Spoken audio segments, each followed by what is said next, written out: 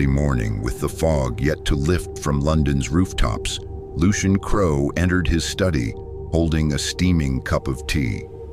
Dorian Vale had arrived earlier, standing silently by the window, his gaze seemingly ensnared by something distant.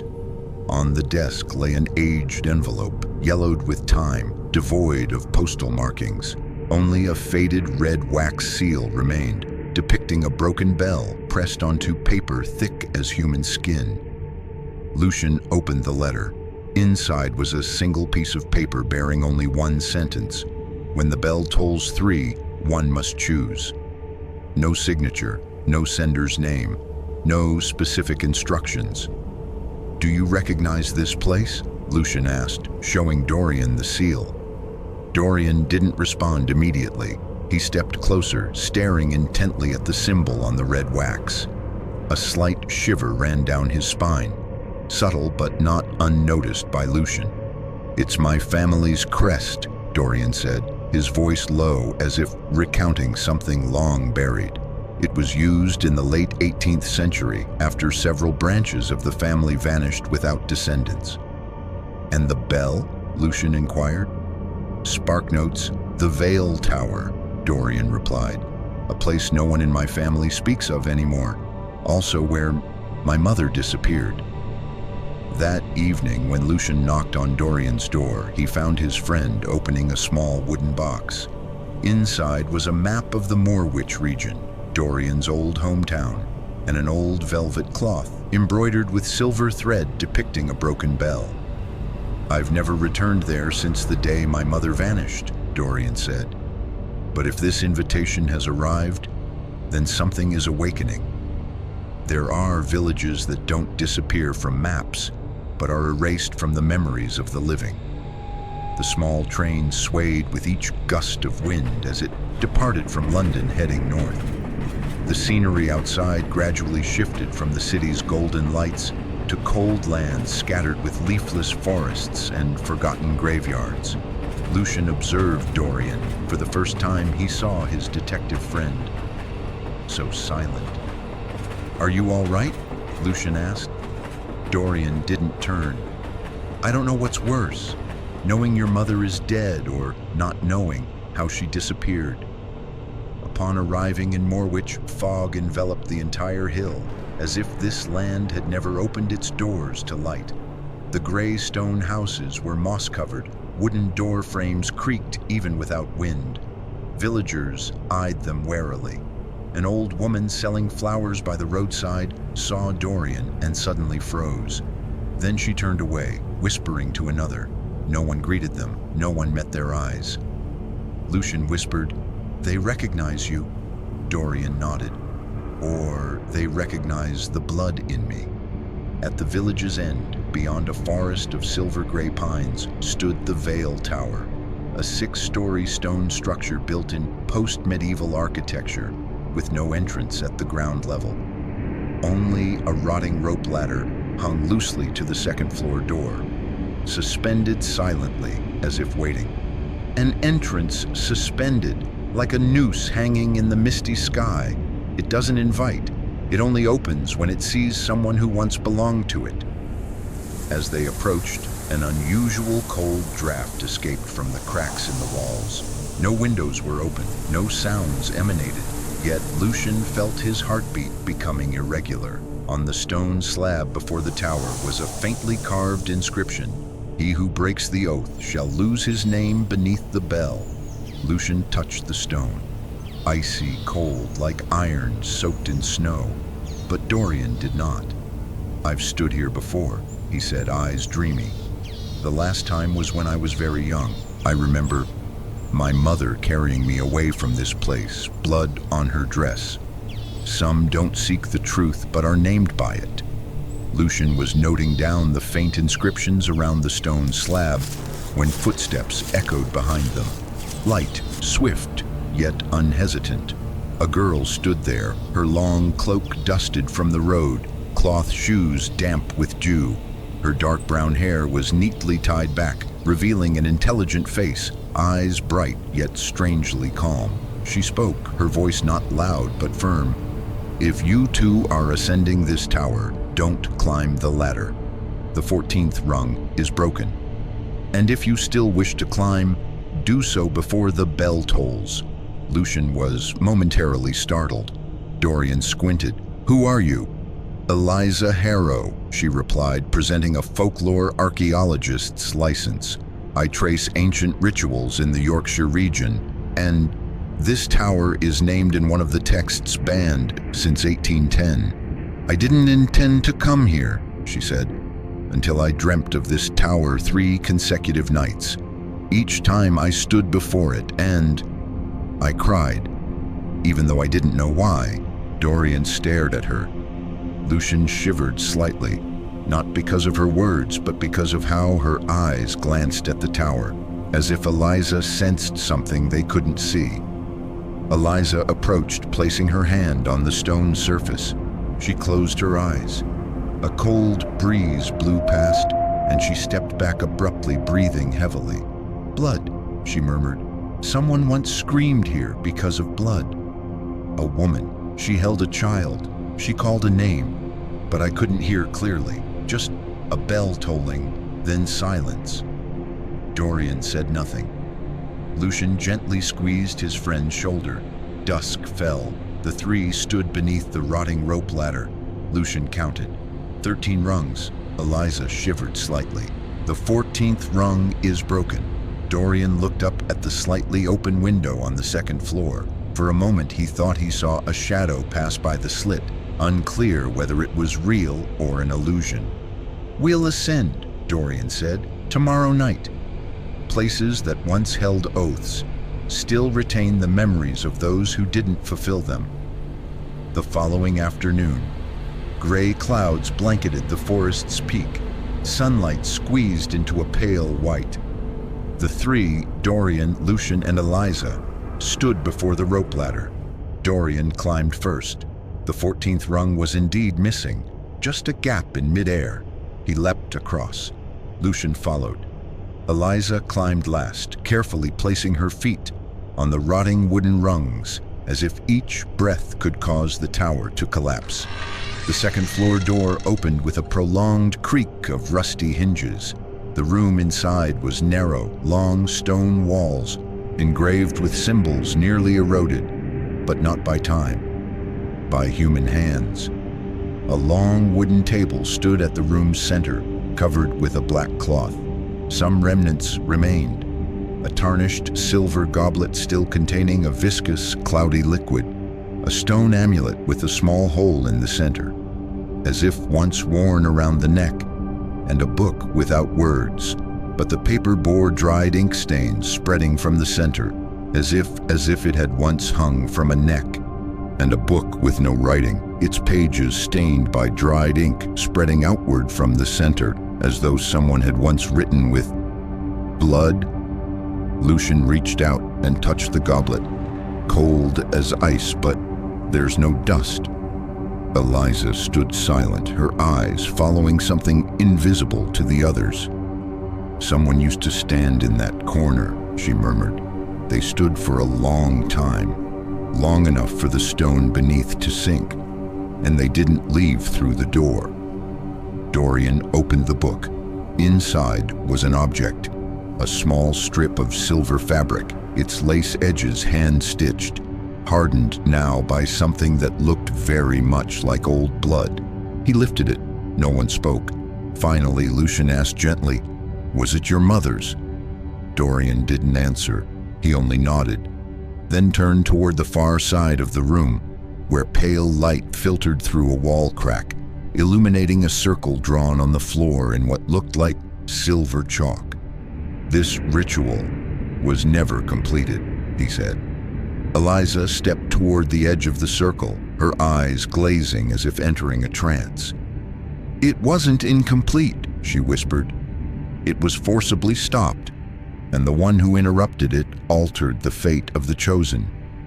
Not everyone of bloodline is given a name. Some names live only in silence until the blood calls them home." Night fell swiftly over Vale Tower. Wind whispered through cracks in the stone like voiceless murmurs. In the second-floor room, the three of them sat around the wooden table, the flickering oil lamp casting long shadows across the walls. Dorian placed the blank book before him. When he opened it again, both Lucien and Eliza froze. On the once empty pages, words had appeared, not written in ink, but in a deep, rust-colored substance that had dried, trailing from the book's spine to its edge. The lines emerged faintly, as if written from within the paper itself. The third day after the bell tolled. Blood has chosen my son. I cannot let him die for the sins of our forebears. If the ritual must have one, let it be me who steps into the circle. I have replaced his blood with mine, but the ritual demands a name. So, I erased my own. Lucien looked up from the page. Your mother? She sacrificed herself in your place? Dorian didn't respond. He touched the final line, the one smudged, as though someone had once wept onto the page. Eliza stepped closer. She placed her hand on the book's spine and suddenly froze. There's a name that's been erased. It wasn't crossed out. It was removed from the memory of the ritual. A woman's name. It began with an I. Lucien discovered a narrow corridor hidden behind a bookshelf. They stepped in, the oil lamp flickering. At the corridor's end was a slab of black stone engraved with the names of the Vale family. From the 17th century to the present, all names were intact, except for one line that had been scraped clean, leaving a shallow oval indentation, as if a crest once hung there. Dorian stared at the gouge for a long time. Her name was never spoken again in the family. Lucien asked softly, "Do you remember her name?" Dorian replied, "Isolde Vale, the one who died so I could live without a blood debt." Eliza stepped back, gripping the book tightly. If the ritual was interrupted before all three were present, then the curse still stands. It's just that the next turn hasn't come yet. Lucien turned to Dorian. And if the bell tolls again, there can't be another name erased. Dorian nodded slowly. Because this time I won't let anyone take my place. The bell doesn't mark time. It calls a name. Midnight. Lucien's pocket watch struck 12. Dorian sat before the cold stone fireplace, the flickering flames reflecting in his eyes, making them seem almost unfamiliar. Eliza had fallen asleep in the corner, still clutching the blood-stained book. Lucien was hunched over, sketching a layout of the second floor. And then, the bell rang, not the sound of striking metal. It was deeper, heavier, as if someone was pounding from within the heart of the tower. Just one toll. Eliza bolted upright, her eyes glassy. I saw an image, a man getting out of bed, opening his mouth to call someone. But when he turned around, he had no face. Lucien rushed into the hallway, only to find cold wind sweeping through the dust. Dorian remained still, but blood was trickling from his hand. A single drop slid down from his wrist, not from a wound. "You're injured?" Lucien asked. "No," Dorian whispered. "I don't feel anything." The next morning, Eliza accidentally knocked over the fireplace. Ash billowed upward, revealing a circle beneath, drawn in dried blood mixed with wood dust. Inside were 3 concentric rings. The innermost ring had a small, human-shaped gap circled tightly. "This is the ritual diagram," Eliza said. "One position is still empty," Lucien guessed. "Yours?" Dorian nodded. "And I think the bell last night tolled because that spot hasn't been filled." Eliza discovered a small crack between 2 stones. Pushing gently, a hidden door rotated open, revealing a sloped passage leading downward. The air reeked of dampness, rusted iron, and the acrid smell of burned flesh. They lit oil lamps and stepped inside. At the passage's end was a sealed chamber resembling a crypt. In the center lay a slanted pit filled with black sludge, and beside it, a stone slab with a ring hole for a collar, as if meant to bind someone into a ritual. Lucien whispered, "This wasn't meant for sacrifice. It was meant to hold someone," until the bell called. As they exited the crypt, Eliza glanced back one last time. She spoke without looking at them. "I don't know who the bell tolled for last night, but if it tolls a second time, then one of us won't be chosen again. They'll be kept. The nameless are not the dead. They are those who were never allowed to be remembered." The crypt they had uncovered contained more than one path. Eliza lit a wax-soaked cloth. The flickering light swept across the walls, where faint hand scratches could still be seen. Fingernails clawed into stone, leaving dry, blackened marks. "Someone was kept here," Lucien said softly. They ventured deeper. At the end of the corridor was a small, round chamber. At its center stood a humanoid stone monument covered in moss. There was no name, no family crest. Dorian brushed away the moss, revealing a carving. A circle with 3 branches and a red X scratched violently over the right branch. "This is the ritual diagram," Eliza realized. "This person was the one who once stood on the right, alongside your mother." Lucien looked up, his lantern casting light on the cracks above, as if the stone had been clawed by human nails, leaving long, fractured lines. "The one who was meant to take her place," Dorian whispered. Eliza found a small gap behind the altar. Inside was a rolled piece of parchment, half-faded ink. The third one ran. The ritual was incomplete. The bell only tolled twice, and the third sound never came. "But the curse demands complete blood. Without it, one will be kept. Living not living, dying not dying, nameless and forgotten." Lucien read slowly, then fell silent. Eliza whispered, "That person may still be somewhere in this tower." As they prepared to leave the chamber, a faint knock came from the stone wall on their right. Thump, thump, thump, not loud, not fast, but rhythmic. No one spoke for several seconds. Then Eliza stepped back. "That's not an echo, it's a reply." Dorian stepped closer, placing his hand on the cold wall. A gust of wind blew through the corridor, snuffing out one of the oil lamps. In the darkness, Eliza spoke. "If that person is the missing piece of the ritual, then they are also the reminder that no one escapes, even if no one remembers their name. Not all memories are our own. Some things we remember, only because others have forgotten." The next night, the sky above Vale Tower was moonless. Wind howled through the stones like the breath of something ancient rising from a deep well. The 3 of them tried to rest, but none truly slept. Lucien buried himself in the old manuscript. Eliza sat motionless by the window, as if waiting for something or someone. Dorian sat once more by the fireplace. The dried blood from his wrist had crusted, but faint, dark lines had begun to appear on his skin, thin as veins, running down to his fingers. Then it rang. No one spoke. They all knew. No need for a clock, no need for confirmation. A single bell, deep, resonant, and this time with an echo, as if pushed from within. Eliza collapsed suddenly. She clutched her head, whispering fragmented words.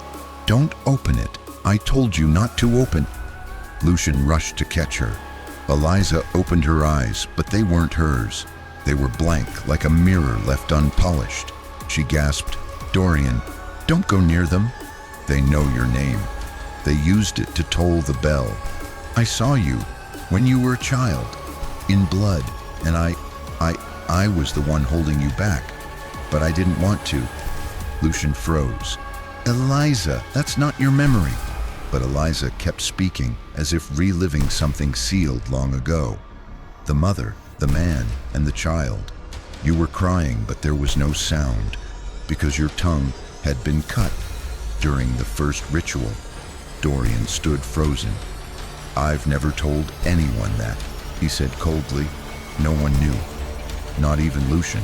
After several minutes, Eliza gradually regained awareness, but remembered nothing of what she had said. Lucien remained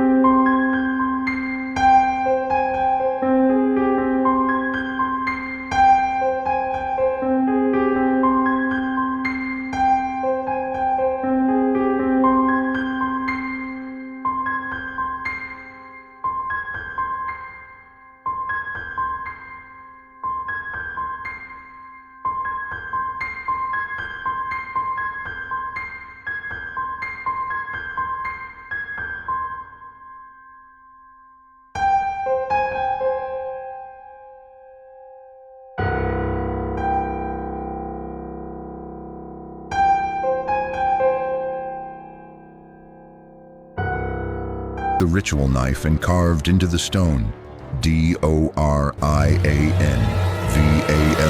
The blood dried almost instantly. The light vanished. A sound like a long sigh echoed, then silence. The next morning, Eliza awoke in the sitting room. Lucien sat by the window holding a cup of tea. "We're leaving the tower today," he said. "We?" Eliza asked. "You mean me and who?" Lucien didn't answer. He simply nodded. From the edge of the forest, Dorian watched them. He wore an old coat, his eyes distant in the morning mist. No one called his name. No one saw him. Only Lucien, as he walked past, paused for a moment. He said nothing, just gave a small nod. Dorian nodded back. In Eliza's journal, on a page she had never written on, now appeared a single line. "I don't need to be remembered by everyone. As long as one remembers, I still exist."